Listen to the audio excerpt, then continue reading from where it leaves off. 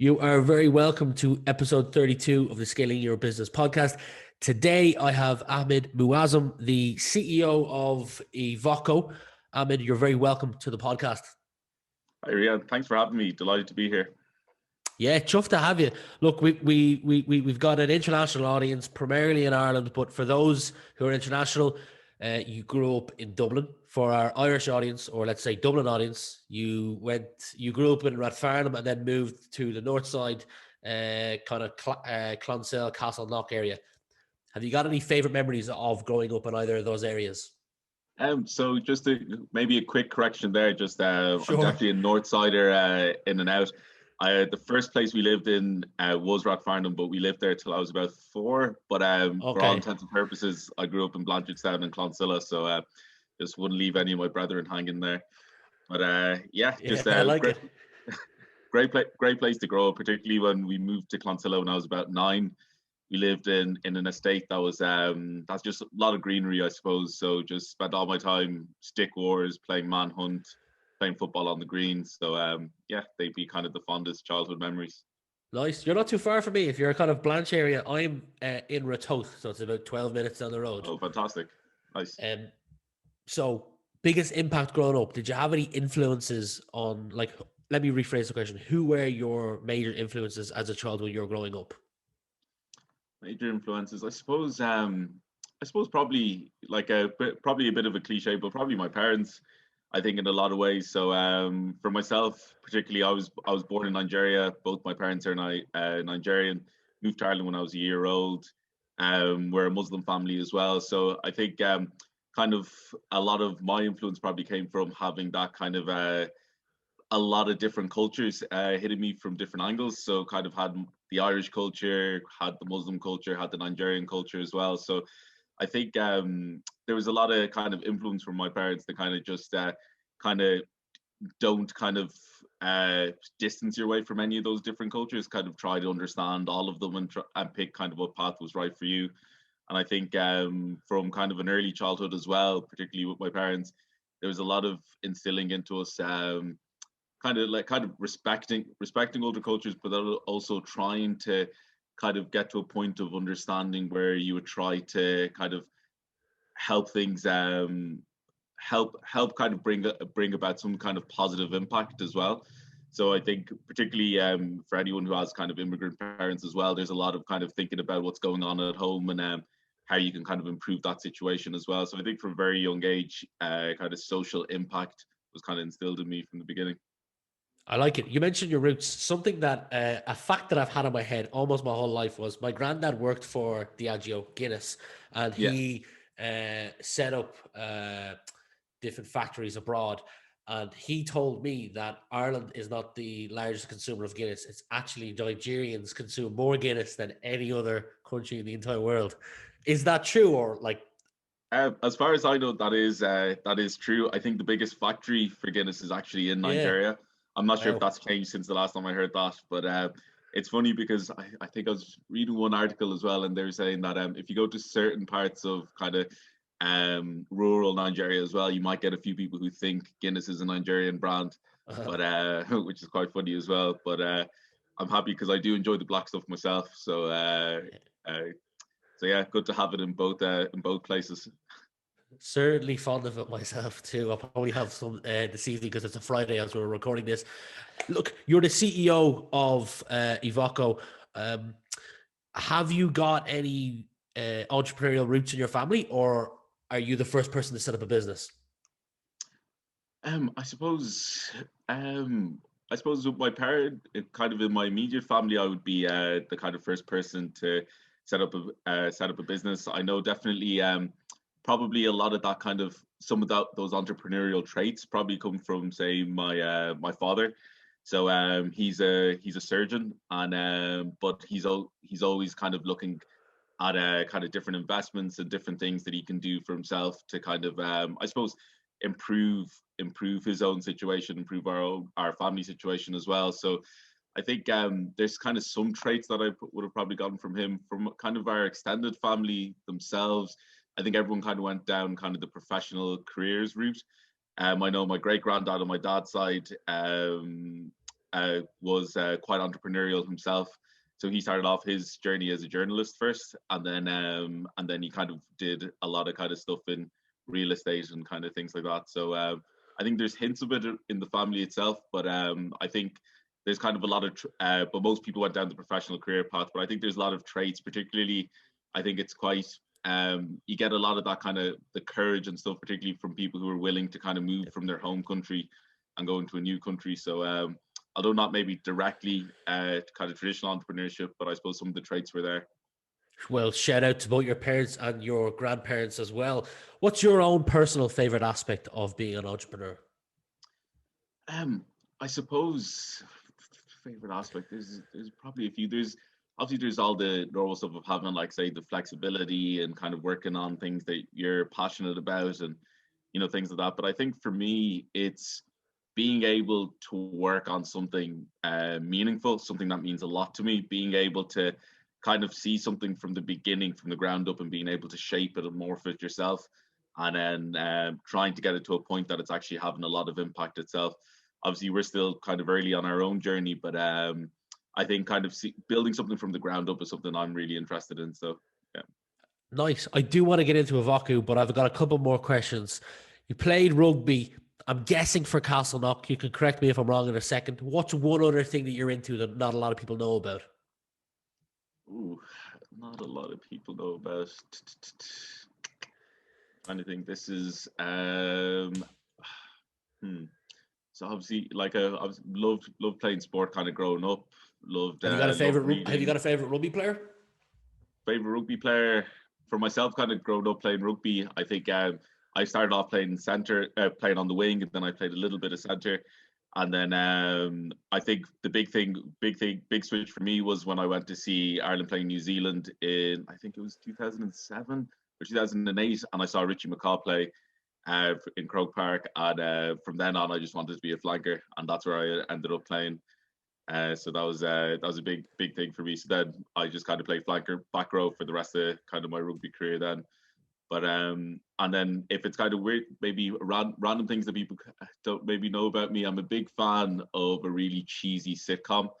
Any kind of cheesy sitcom you can put in front of me, I'll sit down and kind of let it go on in the background, and I love that. And also another one which I say a few of the lads will remember is that before, like, a game, I do, like, the kind of music I'd listen to for pump up music would generally be around kind of the divas of this world, so kind of the Diana Rosses and people like that. So I find that kind of music kind of pumps me up, which is really random, but not a lot of people know that. Have you got good dance moves? Jesus. Well, my girlfriend would say no, but I like to think I'm not too bad on the dance floor. Nice.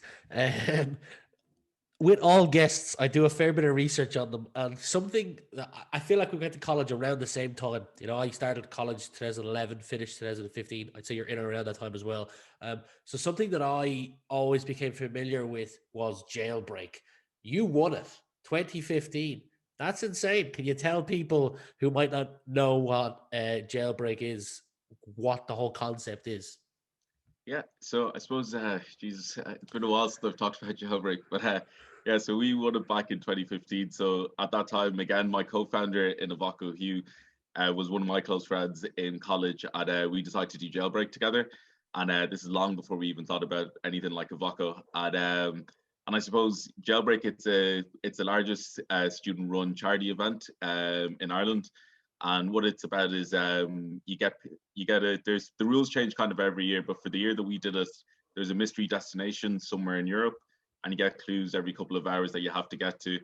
But the kind of catch was you had to do it without spending any of your own money, just kind of trying to blag your way across the continent, get donations from people. And you could also then you're raising money for charity, and you're also raising awareness as well. So we were doing it for the St. Vincent de Paul Society, which was fantastic. And our mystery location was Lake Bled in Slovenia. And surprisingly, up until I'd say the week before, I didn't even know Lake Bled was a thing. Didn't even know it existed. And it was funny because one of our close friends, Harry Crowley and Sarah Fenley, they were doing it at the same time, and they ended up coming 10th. But we were sitting down in the couches in college, we were just chatting about where we thought the mystery location would be, and Harry was like, I guarantee it's going to be Lake Bled. It's going to be somewhere random that people go interrailing or whatever. And that was the first time I heard of Lake Bled. And I think it was kind of, there was one point where we knew it was in the Balkans and we'd flown into, and the quickest way we could get into Balkans was to fly into Ljubljana in Slovenia. So we landed in Slovenia and we were kind of like, right, we literally have no cash left from any of the bits that we'd raised in Dublin.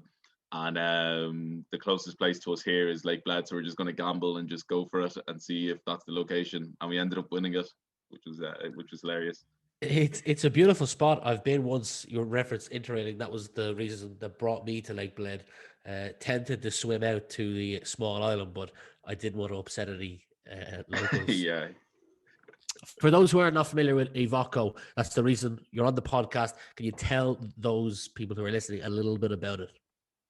Yeah, so I suppose our mission in Evocco is to empower people to eat within planetary boundaries.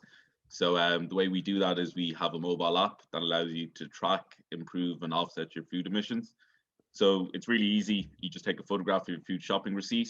We give you a score based on how nutritious and climate friendly your purchases are, give you personalized tips on how you can improve the next time you shop.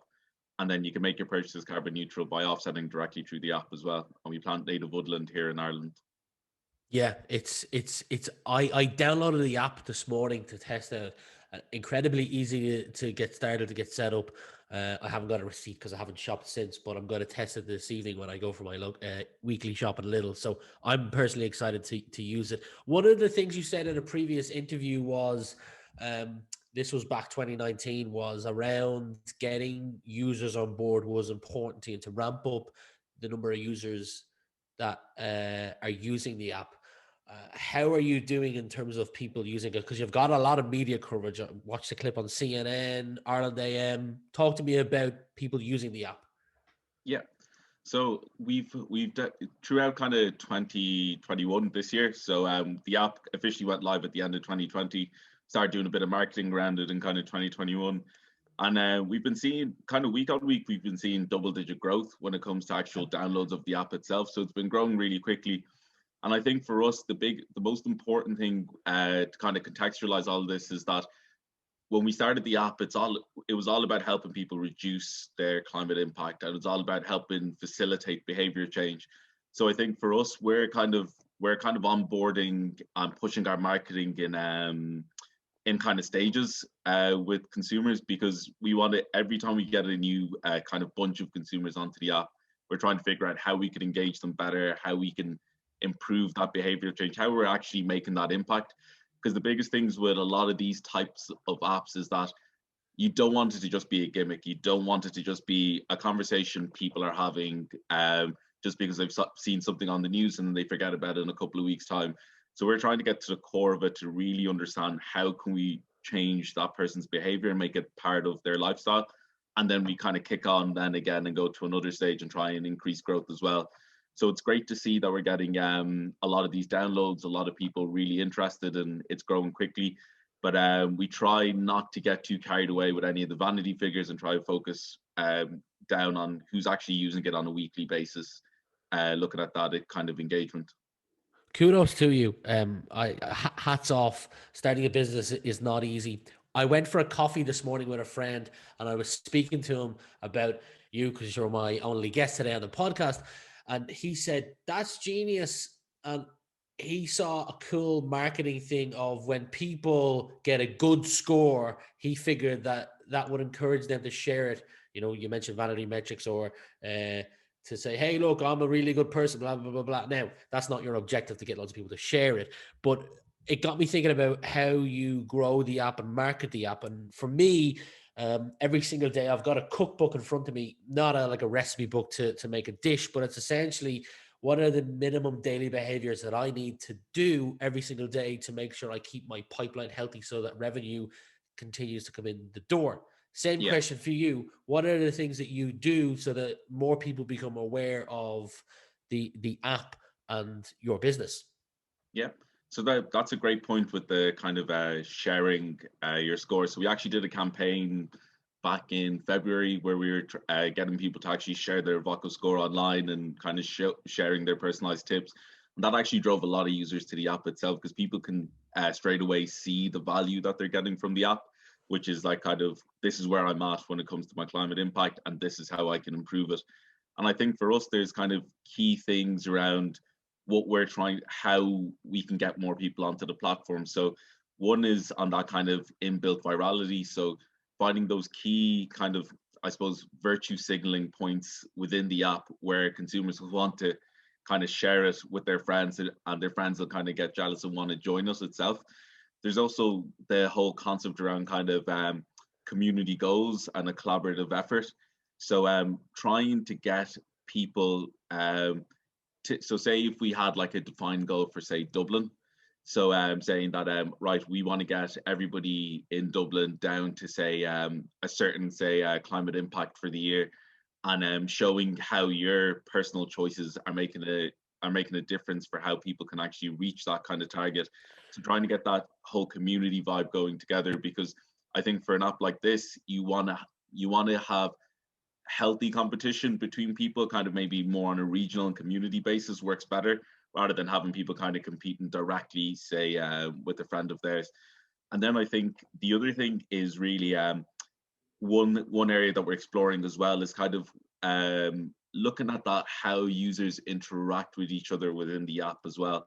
So say for an app like Strava, a lot of its success has been from not just obviously all the progress tracking and all the quality kind of metrics that it has in there, but it's also the fact that it actually is a community of athletes and kind of fitness enthusiasts who are actually kind of communicating, sharing that information with each other and seeing how they're doing. So we're trying to see what is that equivalent in food sustainability for Evocco as well. So really it'll be the kind of where people can share to show people how they're doing, community goals, and how the community interacts with each other.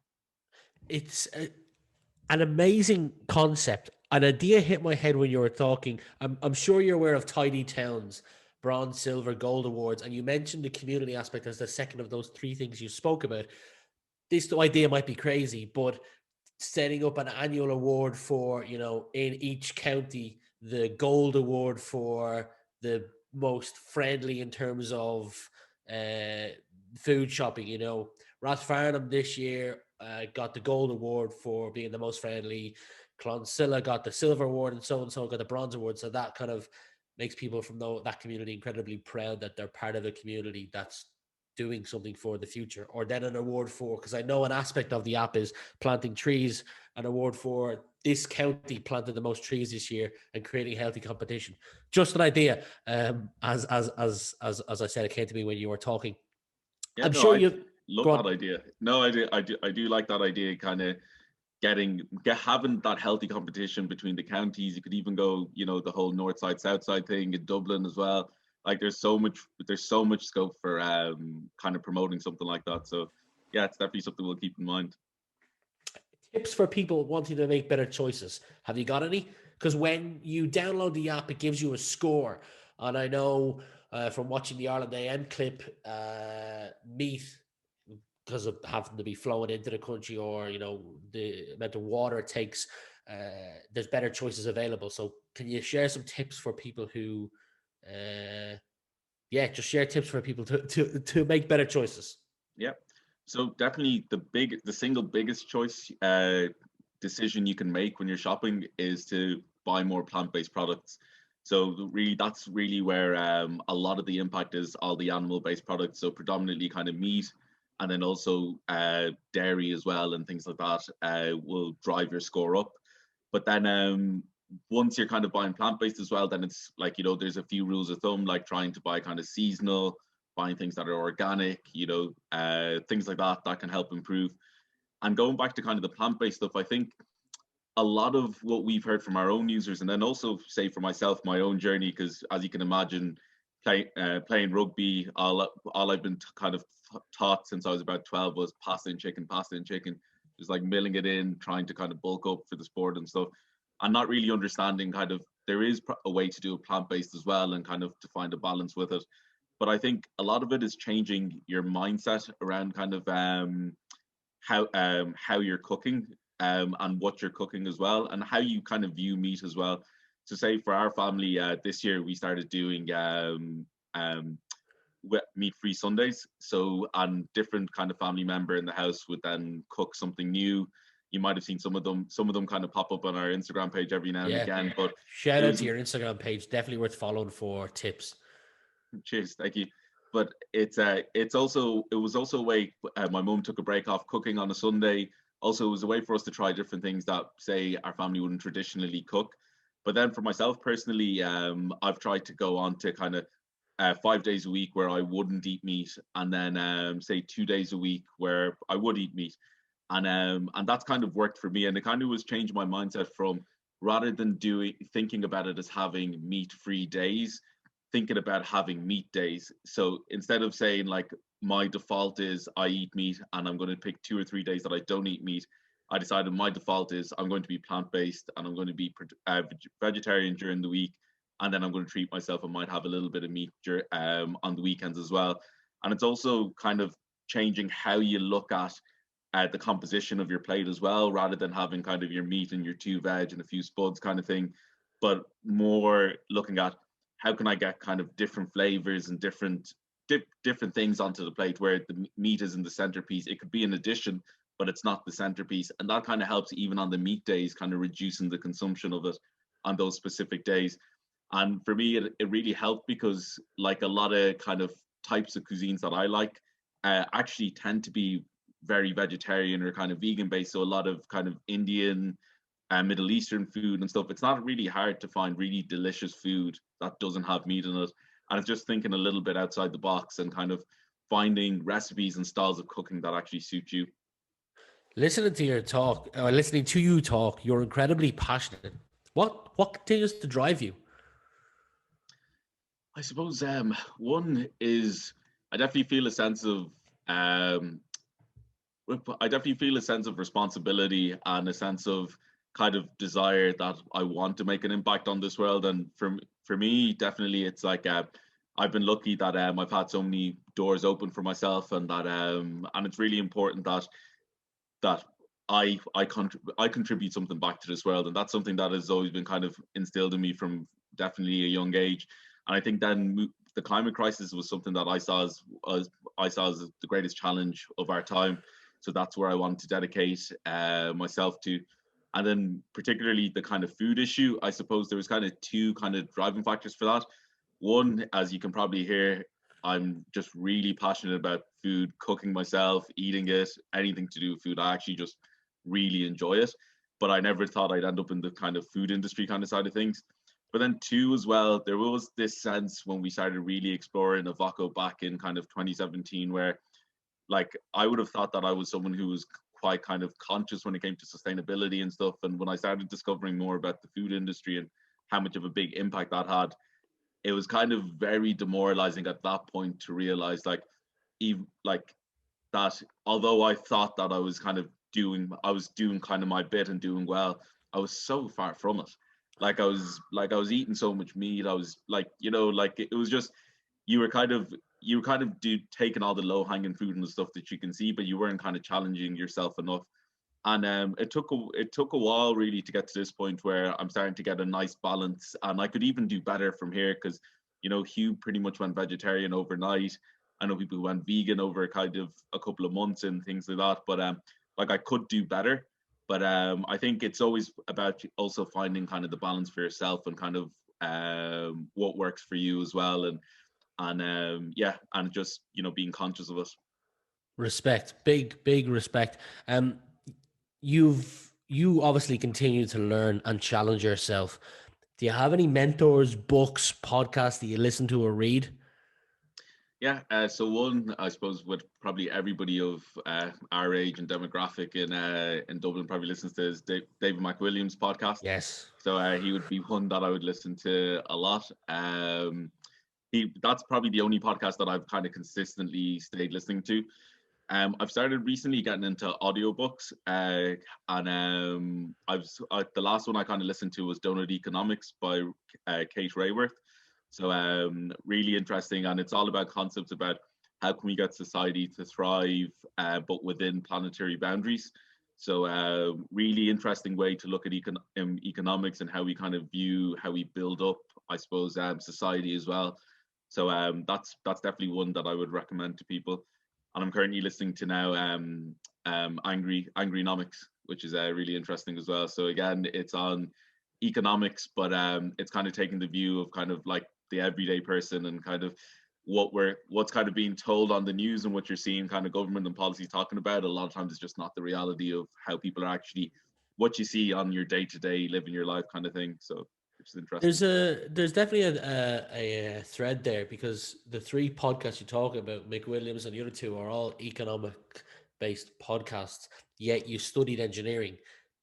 Why did you decide to study engineering when it seems to me like you've got a real interest in economics?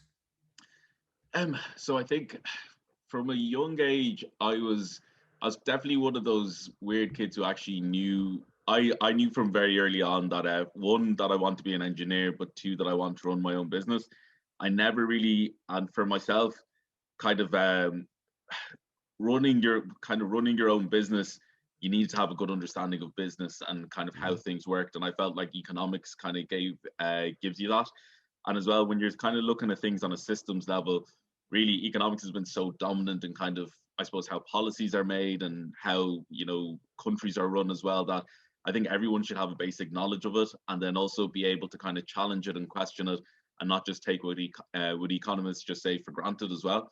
So it's something that I've been personally interested in and kind of did a lot of reading on it in my own time. And then also whenever the opportunity arose during college, I took modules on it as well. So I feel it'll definitely, for the kind of goals of the type of impact I want to make on kind of the global scale, without having kind of a good foundation of economics and understanding it and knowing how I can challenge it as well, I won't be able to achieve those goals. So I love your thinking on that, and I agree. I think everyone should listen to and be open to listening to the likes of Dave McWilliams, to not just hear directly from the government. There's another podcast, shout out, that, because I listened to Dave McWilliams. Actually, I'm looking forward to live events coming back, because originally what got me hooked on McWilliams was my friend gave me a ticket to go see him and Malcolm Gladwell, and I was a Malcolm Gladwell fan, and I was more interested in seeing Malcolm Gladwell and was annoyed by, who's this David McWilliams guy on the stage with him? And then from that, I started listening.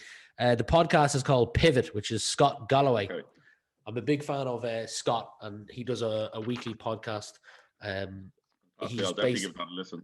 He's based in America, but it's very economic as well. Yeah. We're coming towards the end of the podcast. Typical question that I ask people is, I don't know if you've got a partner or your parents live with you, or if you got any animals, but if any of those are true, just pretend they're all safe. If your house was burning down and you could only save one item, what item would that be? House was burning down, I could save one item. I'd save my bonsai tree, Samira. So that's her name. I like to name. I name anything. I name it everything and anything. And I got it this year for my birthday from my siblings. And I like the idea that I'm growing kind of like a miniature kind of tree myself. And I think it'd give me, if everything was burning down, everybody was safe, I was kind of starting again, I think that would give me hope to kind of see that something that I could nurture and kind of take care of. Is this, because I've never heard of that term before, or that name, is this the picture of you with a recipe book and a tree in one hand on Instagram? Is that, have I got that right? Oh yeah, it is, yeah. Okay, yeah, I'll put a link to anyone who wants to check the picture out so they can understand what it is. I want you to imagine it's near the end of the decade, so it's 2030, and you're looking back on the last 9-10 years. What would you like to look back on and say that you've achieved? Yeah, so 2030, one big goal that we have at Evocco is helping reduce food system emissions by 300 million tons. So that's about 2% of food system emissions globally. And that's kind of a big goal. If we could achieve that, I would say that would be a massive success of what we've done. Also, I think it's on a kind of more qualitative basis, it's kind of looking back and seeing, have we helped people kind of live within planetary boundaries? Have we kind of revolutionized the food industry, transformed it, help people kind of think about food differently, think about kind of their climate impact differently, and how they kind of measure it and how they make sure it's within those planetary boundaries. So it's all on kind of, have we created that kind of green behavioral mindset shift that is going to continue to allow us to live within planetary boundaries without us being at risk of, just continuing the cycle again, going back into overconsumption and having to have another kind of period like this again. I suppose, yeah, it'll be all around, can we actually change consumer behavior? Sorry, a bit of a ramble, but No, it actually it sparked something in my mind. I heard earlier this week that 33% of food in stores, and I don't know if it counts for restaurants, but 33% goes to waste. yeah. So tackling that alone would have a huge impact on the environment, I imagine. Yeah, no, 100%. Like the waste issue as a whole, it's a whole different minefield as well. And there's a lot that consumers can do on their side to kind of improve it. Then there's a lot the industry can do as well on their side to kind of help kind of reuse what we would traditionally look as waste products, but think of them as just being able to upcycle them or think of them as more resources to create something else. So there's lots of opportunity in food waste as well. And yeah, and I suppose we're looking at one angle of the challenge for the food system, which is more on the consumption side. Yeah, I know that Evocco is based actually probably halfway between where I'm sitting and you're sitting right now. Evocco in Dunboyne or Clonee. They, at Mhm. the end of their shifts, someone comes along and collects all the food waste and gives it to the homeless. So that's a nice way to make sure that it doesn't go completely to waste. Definitely. Final question for you is, and it came from a conversation I had earlier on in the week. Do you have any tricks that you've kind of discovered to keep you focused or productive in a busy day? In a busy day, one thing that I think it freaks out a few people, but is that I'm a chronic napper. That I love napping, and that kind of helps me reset. If I feel kind of overwhelmed during the day, or if I'm wrecked, I'll actually stick on a timer for anywhere between kind of 6 to 12 minutes, and I'll just close my eyes and be surprised how quick I can fall asleep. My friends, my family, my girlfriend, always laugh. Like I can fall asleep within kind of 3 to 4 minutes if I need to, and even if I don't fall asleep, I think just closing my eyes and just letting everything be quiet for a couple of minutes and being still, I just feel like I'm restarting my day and I kind of reboot. So it's a bit of a weird one, and it was a weird one when I used to do it in the office before we were working at home, but it's a bit more kosher to do it at home. So yeah. I'm definitely jealous that you can do that because anytime, and I rarely take a nap, probably once every like 6 years, anytime I've attempted to do it, I always feel worse on the other end of the nap than I do. So I just sort of say, it's max 6 hours till I can go to bed, just power through the next 6 hours or get a coffee. So I'm definitely jealous that you can do that. All right. Well, look, we'll leave it there. If anybody wants to download the app, I know it's available on iOS. I'm assuming it's available on Android as well. Yeah, it's on the Google Play Store. Yeah.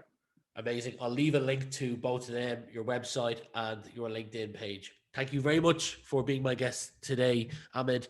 It's been a pleasure. Cheers. Thanks a million, Rian. It's been an absolute pleasure. Really enjoyed our conversation.